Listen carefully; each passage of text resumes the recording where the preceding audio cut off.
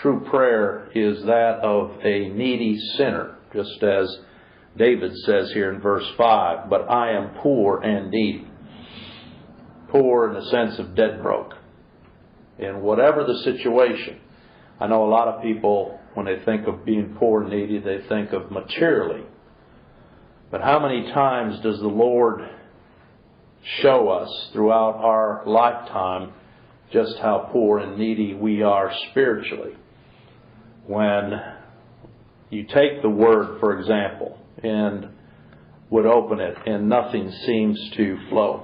There seems to be no blessing in what you read. It all seems to be as a closed door, as brass. I understand sometimes in the face of even preparing to preach, how opening this Word, you know that you need to stand before a people and declare unto them the glory of Christ, but doing so with a hard heart, doing it with a cold heart, doing it with a heart of unbelief because of circumstances that you're going through. And all of this seems to be as if the heavens were brass and the earth iron. That's how the Scriptures put it. The Lord brings us through those times. And Moses, in the face of the murmuring of the people, the first time the Lord said, "Speak to the rock." The second time He said, "Smite the rock." The first time. Second time He said, "Speak to the rock." Well, the rock's already been smitten. And so we're to speak to the rock on behalf of the people. And on behalf of people even in their worst rebellion. But anger, lashing out, will in no way advance the cause of God and His righteousness. There's a humbling in those times. Even when you declare the glories of Christ and sinners remain hardened. And it brings you in your unbelief even sometimes to question God.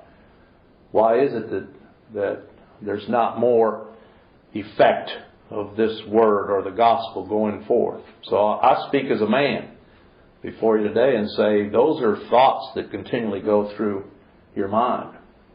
There have been many times when I've thought it would be best probably just to shut the door, turn the lights out, and sell the building. And in your flesh, that's how you respond. And yet, we realize that the Lord has brought us to these times of need, to where we look to Him and we cry unto Him for our own soul's need. Times where even though nobody else may be hearing or listening, and yet the Lord brings you to see, if nobody else needs this, I do. I need this for my soul.